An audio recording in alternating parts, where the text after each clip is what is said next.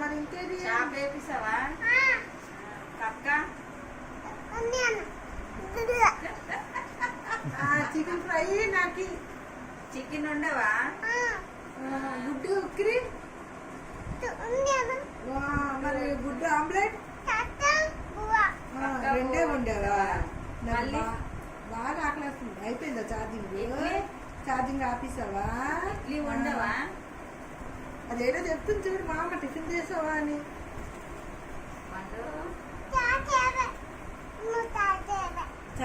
charging పెట్టేస్తున్నా